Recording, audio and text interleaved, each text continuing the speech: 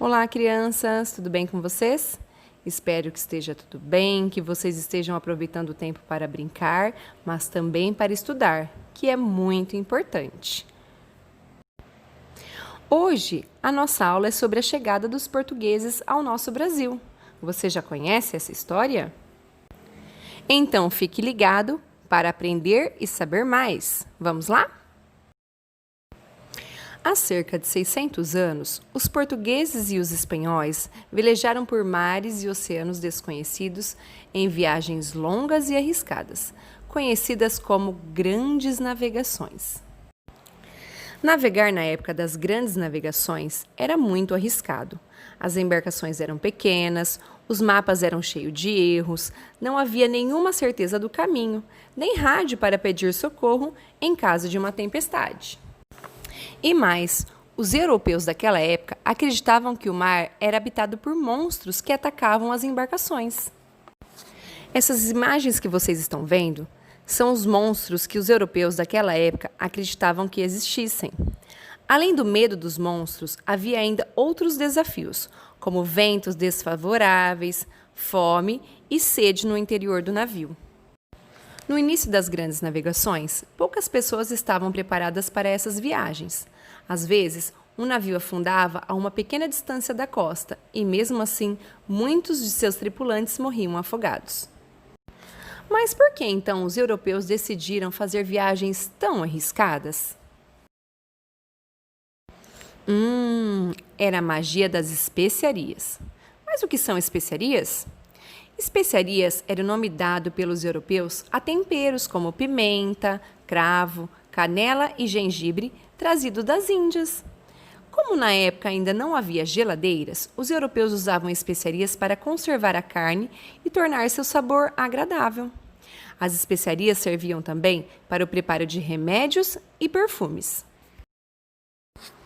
As mais procuradas da época eram o açafrão, o cravo, a noz moscada, a canela, o gengibre e a pimenta. Tenho certeza que vocês já conhecem. Hoje nós encontramos no mercado todas essas especiarias com um preço acessível, mas naquela época tinham muito valor. Portugal foi o primeiro país a fazer viagens de longas distâncias.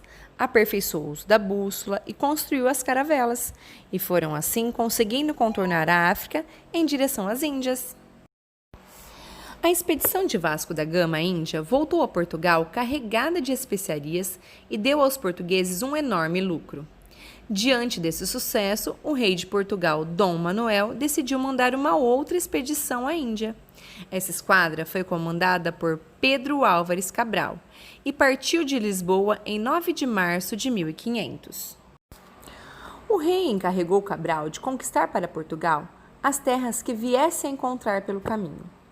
As caravelas de Cabral velejaram mais de um mês sem nada encontrar, até que na tarde do dia 22 de abril de 1500, uma quarta-feira, o grito de um marinheiro cortou o ar. Terra à vista! Todos correram para ver o que havia sido avistado. Um monte verde azulado de formas arredondadas, ao qual deram o nome de Monte Pascoal, pois era a semana da Páscoa. 2 dias depois, desembarcaram junto a uma aldeia de indígenas tupiniquins, no lugar onde hoje é Porto Seguro, na Bahia. O primeiro contato entre índios e portugueses foi de muita estranheza para ambas as partes. As duas culturas eram diferentes e pertenciam a mundos distintos. Os índios que aqui habitavam viviam de uma forma diferente, respeitando o meio ambiente e retirando dele somente o necessário para a sua sobrevivência, e também não conheciam a escravidão. Quando os portugueses começaram a explorar o pau-brasil das matas, começam também a escravizar muitos indígenas e utilizam o escambo, ou seja, davam espelhos, apitos, colares e chocalhos para os indígenas em troca de seu trabalho. Foi a partir daí que os portugueses realizaram a colonização dos índios, através do trabalho escravo e a aculturação dos índios, para que ele fosse separado das tribos. Os portugueses tinham interesse nas terras, nas riquezas e na escravidão indígena, mas os verdadeiros donos do Brasil sofreram pela violência, falta de conhecimento, doenças adquiridas por causa das violações sofridas por parte dos brancos e por causa da escravidão. Os portugueses achavam-se superiores aos indígenas e, portanto, deveriam dominá-los e colocá-los ao seu serviço. A cultura indígena era considerada inferior e grosseira.